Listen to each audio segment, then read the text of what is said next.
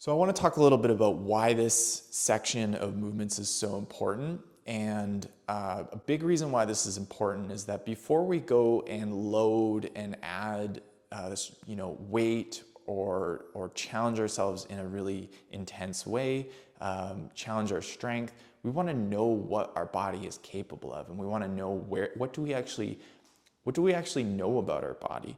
And so this is a big general scan of what are you capable of doing? How does it feel to try a movement? Are there certain areas of your body that you've completely ignored that are no longer functioning the way that you want? Are you compensating all the time when you move? Do you have any ability to control the things that you want to do? Is there pain in certain areas that you've been avoiding? These things are really important because when we start doing movements that are challenging, if we are just in the dark about what we're capable of, then we can end up with some problems. So this is a really effective way of assessing what you're capable of in a very, very basic and safe way. The other reason this is really important is that as you move through your movement journey and as you gain more experience, sometimes certain movements really emphasize certain ranges of motion, and other ranges of motion do not get emphasized and they don't get worked. So we want to constantly update and upgrade and improve all the ranges of motion within our body.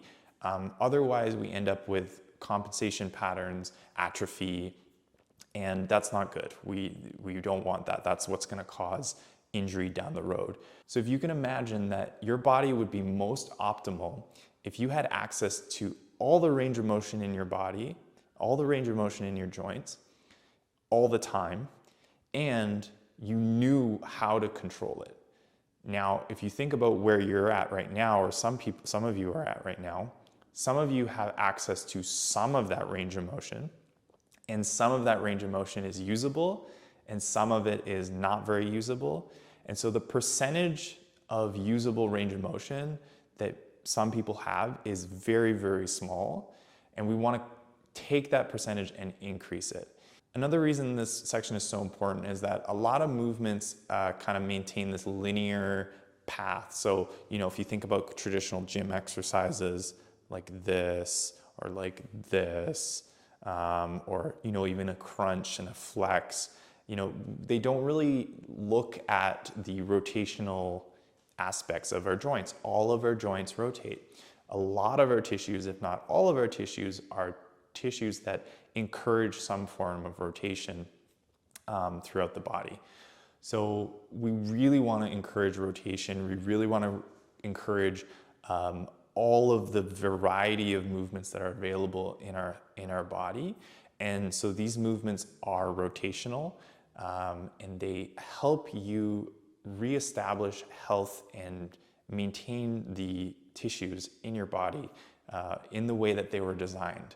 So a lot of fitness exercises stay within this box of linear movements, these flexion, extension movements, these very boxed in. But really, we are rotational. Everything rotates. And so we're really stepping outside of the fitness paradigm, and we're going into how our anatomy is actually built and how do we maintain it for longevity and for performance.